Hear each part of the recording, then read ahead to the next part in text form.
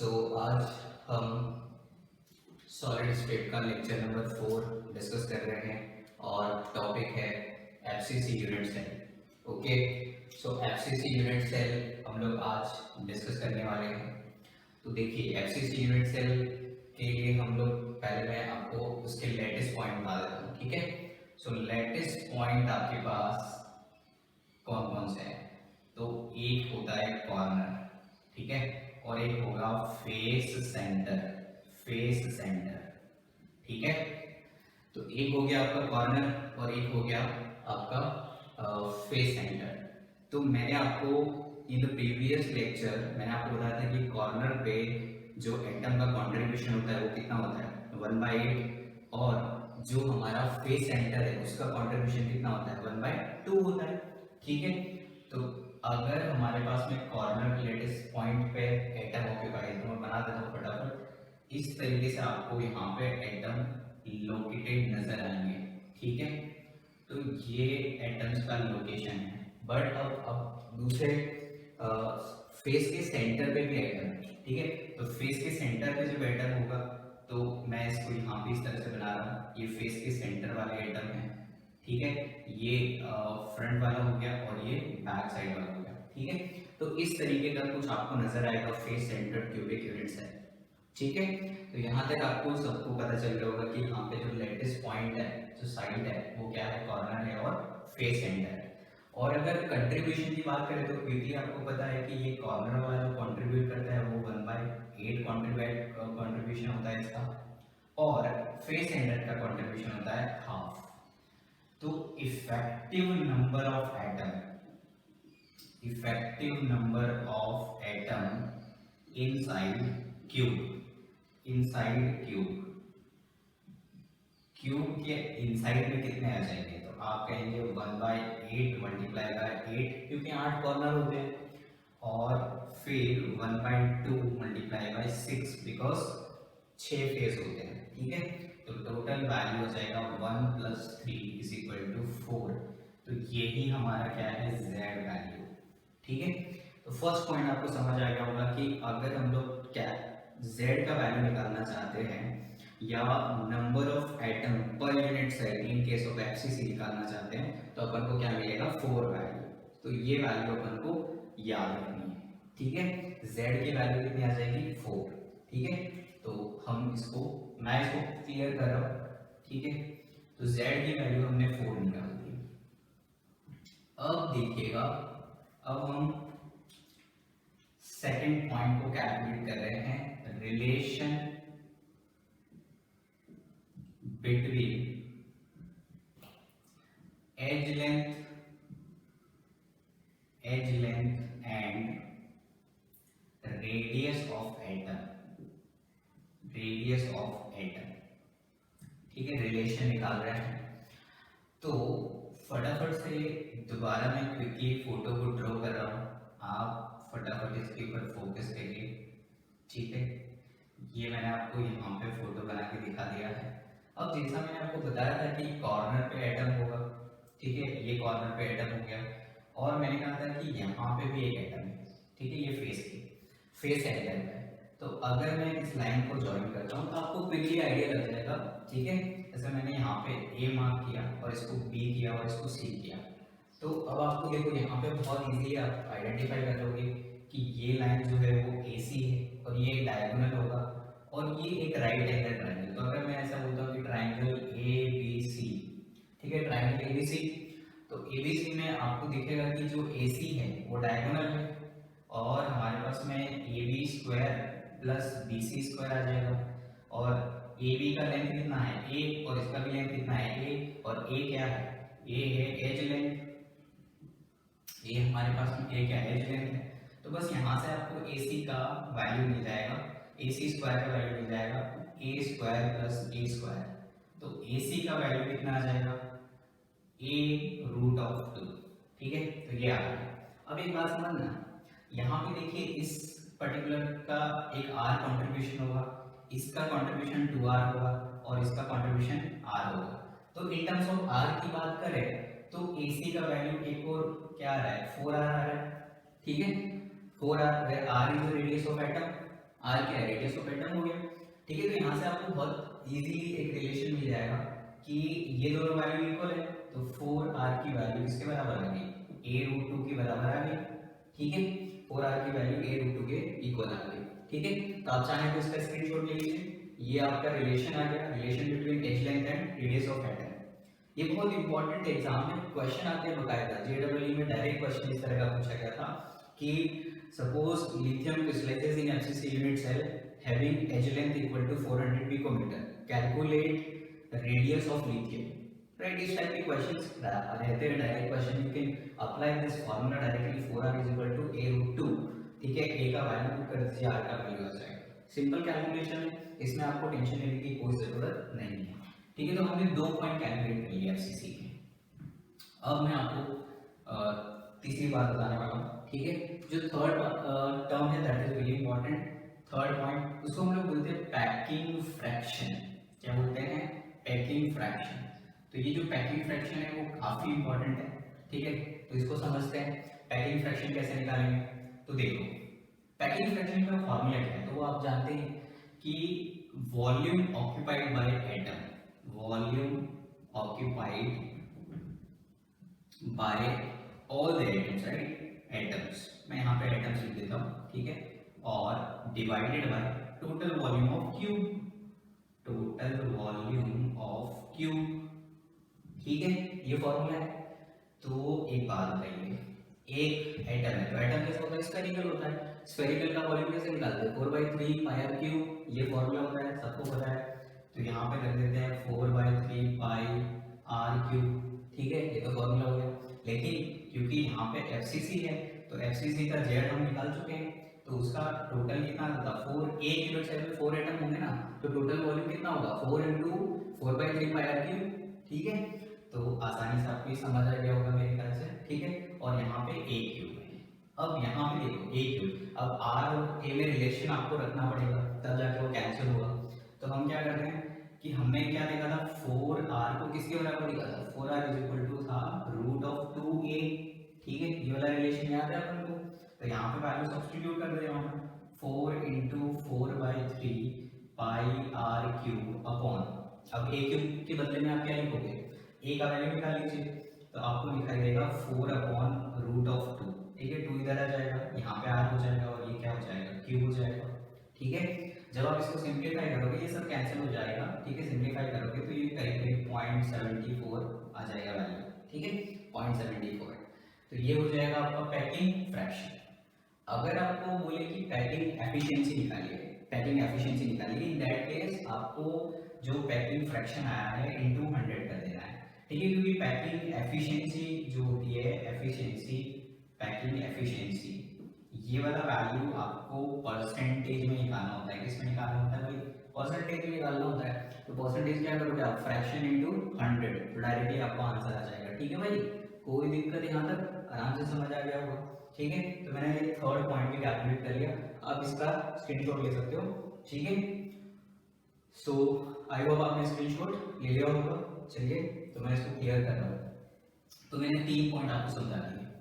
ठीक है, इजीली आपको तीनों समझ में आ गए होंगे। अगर मान लो कि मेरे को लिखना है कि डेंसिटी, फोर्थ पॉइंट, डेंसिटी, तो डेंसिटी किसकी निकालनी है, एफसीसी यूनिट चाहिए।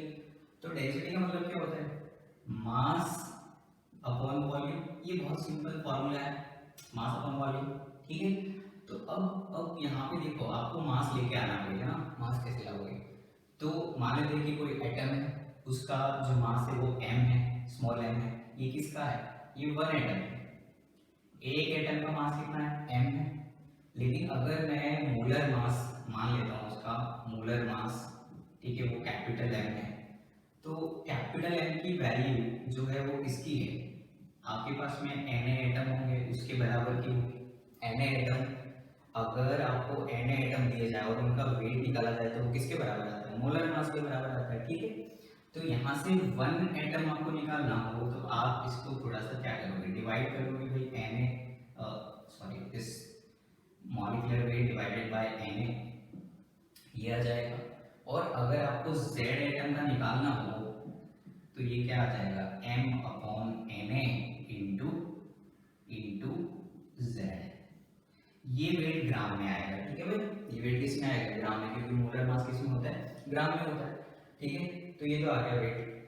अब वॉल्यूम क्या होता है, ए क्यू सब जानते हैं भाई, तो यहाँ पे रख देते वैल्यू, तो m into Z upon N A into A cube, ये तो आ गया।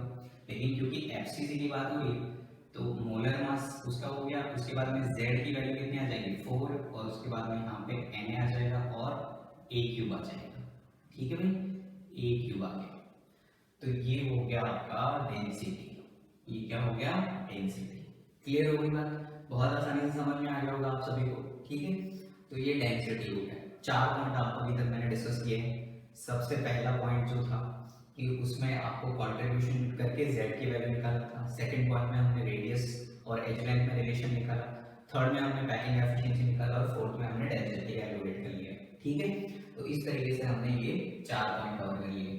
अब हम देखेंगे कोऑर्डिनेशन नंबर, ठीक है, कोऑर्डिनेशन नंबर। तो देखो ये 5th पॉइंट है, कोऑर्डिनेशन नंबर, ये काफी इंपॉर्टेंट है, कोऑर्डिनेशन नंबर, ठीक है भाई। तो कोऑर्डिनेशन नंबर का मतलब क्या होता है, पहले ये समझ लो। कोऑर्डिनेशन नंबर का मतलब होता है नियरेस्ट नेबर जो उसको टच कर रहा है, ठीक है, किसी पर्टिकुलर गिवन जो भी एटम है आपके पास, ठीक है। तो कोई भी एटम होगा तो उसको कितने लोग टच कर रहे हैं, यही क्या हो जाएगी, आपकी कोऑर्डिनेशन नंबर हो जाएगी, ठीक है। छोटा एग्जांपल देखो जरा, ठीक है। अगर किसी को आइडिया नहीं है, मान लो कि ये मैंने एटम बनाया है, ये दोनों, ये इसको टच कर रहा है और मेरे पास कुछ ऐसे तरह के एटम्स हैं, ठीक है। अब मैंने यहाँ पे एक रेफरेंस ले लिया है, मान लो कि मैं इस एटम के रिस्पेक्ट में बात कर रहा हूँ, तो इसको कौन कौन से बंदे टच कर रहे हैं, एक तो ये वाला और एक ये वाला। तो इस केस में कोऑर्डिनेशन नंबर कितना हो गया, 2 हो गया, ठीक है भाई। ये कोऑर्डिनेशन नंबर, ठीक है। जो टच करेगा ना नियरेस्ट में होगा वही कोऑर्डिनेशन नंबर है, बहुत सिंपल है, ठीक है। तो अब हम बात करेंगे कि कोऑर्डिनेशन नंबर अपन को किसमें निकालना है, एफसीसी में निकालना है। तो फटाफट से हम लोग इसको बना लेते हैं एफसीसी वाले को, ताकि कोऑर्डिनेशन नंबर अपन को समझ आ जाए, ठीक है। तो ये देखिए इस तरीके से हमने इसको बना लिया। अब हम क्या करेंगे, यहाँ पे एटम को बनाएंगे, ठीक है। तो ये कॉर्नर वाले एटम में बना रहा हूँ पहले, ये कॉर्नर वाले एटम हो गए, ठीक है। और अब यहाँ पे मैं फेस वाले एटम बना रहा हूँ, तो इस फेस का यहाँ पे है, इस फेस का ये है, ठीक है, इस फेस का ये है और इस फेस का ये है, और ये उधर वाले का और ये बैक साइड वाले का। इस तरीके से मैंने फेस एटम बना लिया, ठीक है। आप समझ पा रहे हो बात को कि फेस एटम मैंने किस तरह से बनाया है, ठीक है। यहाँ तक किसी को डाउट नहीं होना चाहिए, इजी। अब कोऑर्डिनेशन नंबर फाइंड करने की कोशिश करते हैं। सपोज करो कि हम इस वाले की रिस्पेक्ट में बात करें, तो इसको कितने लोग टच कर रहे हैं, ये कोऑर्डिनेशन नंबर है, ठीक है। तो कितने लोग इसको टच कर रहे हैं, तो हम अगर देखें तो ऑब्वियस बात है कि ये वाला इसको टच करेगा, ये टच करेगा, ये टच करेगा और ये टच करेगा। तो ये एक प्लेन है, आप ऊपर प्लेन को सोचिए, ये थोड़ा ऊपर साइड है, तो ये सभी एक प्लेन में है। तो ये 4 लोग हो गए, ये 4 हो गए, ठीक है, इजीली आपको दिख गया होगा। और उसके बाद में अगर हम देखें ये वाला एटम, ठीक है, ये वाला एटम, ये वाला एटम और बैक साइड, ठीक है, और इसकी फ्रंट साइड, समझ आ रही बात, बैक साइड और इसकी फ्रंट साइड, ठीक है। ये एक्चुअली में थोड़ा डायग्राम सही नहीं है, लेकिन ये एक प्लेन में रहेंगे, ठीक है। एक प्लेन में कैसे रहेंगे, क्योंकि आपको पता है थोड़ा सा क्यूब को विजुअलाइज करिए। क्यूब को जब विजुअलाइज करेंगे तो जो फेस का सेंटर होगा ना, फेस के सेंटर आमने सामने वाले एक लाइन में आएंगे, ठीक है, और उधर साइड वाले भी एक लाइन में आएंगे, तो वो भी 4 होंगे जो कि ऊपर वाले को टच कर रहे होंगे। तो ये यहाँ पे 4 एटम ऐसे हैं जो टच करेंगे, और इसी तरह से ऊपर वाली साइड में भी 4 एटम होंगे जो इसको टच करेंगे, इस वाले एटम को, इस वाले एटम की मैं बात कर रहा हूँ, ठीक है भाई। तो ऊपर 4, ये इस प्लेन में 4 और इस प्लेन में 4, तो टोटल कितने हो गए भाई, 12 हो गए। तो कोऑर्डिनेशन नंबर यहाँ पे कितना हो जाएगा, टोटल 12।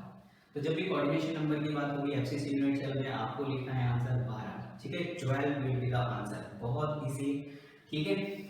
देखो आपको थोड़ा सा विजुअलाइज करना पड़ेगा यहाँ पे, क्योंकि ये चीज थोड़ा सा डायग्राम में सही से नहीं बनाया है, ठीक है, उसके लिए सॉरी। बट आपको ये समझ में आना चाहिए कि ये सभी एक लाइन में एक प्लेन में होंगे, एक ही प्लेन बनेगा, स्क्वायर जैसा बनेगा, ठीक है, एक प्लेन बनेगा। और ऊपर वाला 4, ठीक है, और 4 वो जो कॉर्नर वाले थे, और 4 नीचे वाले, इस तरह से 12 हो जाएंगे, ठीक है भाई। तो बहुत आसानी से आप इसको कैलकुलेट कर सकते हैं, ठीक है। तो ये कोऑर्डिनेशन नंबर हो गया, तो आपको कोऑर्डिनेशन नंबर समझ आ गया होगा, ठीक है। अब हम बात करेंगे कि इसमें पैटर्न कैसा है। ठीक है, तो फिर से मैं बता रहा हूँ कि इसके अंदर जो पैटर्न है वो किस टाइप का है। तो पैटर्न जो है वो किस टाइप का है, तो हम देखते हैं जरा। ठीक है, क्विकली अंडरस्टैंड करेंगे।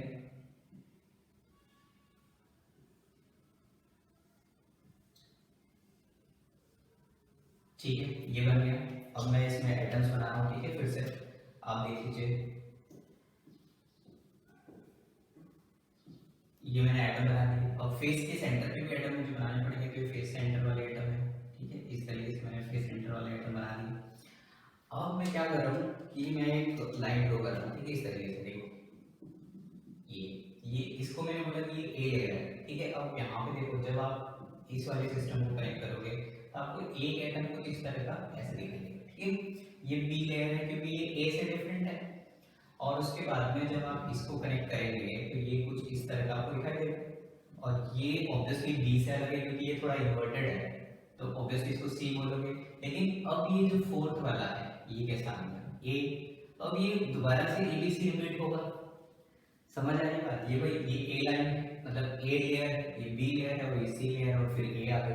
इसका क्या मतलब है कि पैटर्न किस तरह का है, A B C, A B सी। ठीक है, और इस तरह का पैटर्न रिपीट हो रहा है। ठीक है, तो यहाँ तक आपको समझ आ गया होगा। मैंने काफी ये देखो, मैंने सारे पॉइंट कवर कर लिए हैं। ठीक है, तो अब हम देखो, इसमें कुछ वॉइड वॉइड की भी बातें आती है, टेट्राहेड्रल वॉइड, ऑक्टाहेड्रल वॉइड। वो मैं वॉइड वाला सेशन कंप्लीट करने के बाद इसमें दोबारा से आपको समझाऊंगा। ठीक है, तो वॉइड वाले पार्ट को अभी रहने दीजिएगा। ठीक है, अभी मैंने जो पढ़ाया है मैं उसकी समरी कर देता हूँ। ठीक है, समराइज कर देता हूँ कैसे मैंने आपको बताया है। ठीक है, तो सबसे पहले आप समझ लीजिए कि आपके पास में एफसीसी था। ठीक है, एफसीसी को हम लोग सीसीपी भी बोलते हैं। ठीक है, ये चीज याद हो गई। पहला पॉइंट, इसके अंदर z कितना आ रहा था, z आ रहा था 4। लेटेस्ट पॉइंट कौन कौन से हैं, तो आप कहेंगे सर कॉर्नर है और कौन सा है, फेस सेंटर। ठीक है, ये दो आपके पास में क्या आ गए, लेटेस्ट पॉइंट। ठीक है, दूसरी बात, 4r का वैल्यू किसके इक्वल आता है, a√2 के इक्वल आता है। थर्ड बात, पैकिंग एफिशिएंसी कितनी आती है, पैकिंग एफिशिएंसी आती है 74%। ठीक है, और तो यहाँ पे देखो एक चीज और लिख लो आप, एम्प्टी स्पेस, क्योंकि कई बार क्वेश्चन एम्प्टी स्पेस का भी पूछते हैं कि एम्प्टी स्पेस बताइए। अगर 74 है तो बचा कितना भाई, 26%। ठीक है, ये एम्प्टी स्पेस हो जाएगा।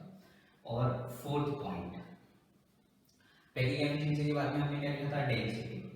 तो डेंसिटी का वैल्यू कितना आता, तो 4 into molar mass upon Na Avogadro number into ए क्यूब। ठीक है, ये डेंसिटी आ गया। और ये किसमें आएगा भाई, ग्राम। और इसका जो डायमेंशन होगा, मान लो ये सेंटीमीटर में है तो आप यहाँ पे लिख दोगे सेंटीमीटर क्यूब में। ठीक है, सेंटीमीटर क्यूब में है। और फिर हमने फिफ्थ में क्या लिखा था, कोऑर्डिनेशन नंबर, तो कितना आ गया था वो 12। उसके बाद में 6 पॉइंट हमारा क्या था, तो पैटर्न। तो पैटर्न कैसा है, पैटर्न हमारे पास में है A B C and so on. ठीक है, ये पैटर्न आपका रहेगा। तो दिस इज इट गाइस। आप लोगों को ये 6 पॉइंट अगर याद है तो आप अपने बोर्ड एग्जाम, नीट एग्जाम और जेडबल एग्जाम में क्वेश्चंस को अटेम्प्ट कर सकते हो। ठीक है, इनके डेरिवेशन को भी आपको याद रखना है। ठीक है, तो ये सारी चीजें आपको याद करनी है। आप सभी लोगों को ये अगर सेशन आपको समझ आया है तो आप मेरे चैनल को लाइक करें, शेयर करें, सब्सक्राइब करें। ठीक है, और अपना जो भी डाउट है कमेंट सेक्शन में जरूर लिखें। ठीक है, आई विल रिप्लाई 100%।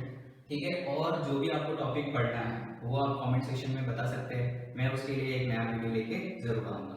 ठीक है, आई होप आपको ये लेक्चर समझ में आया होगा। Thank you so much guys.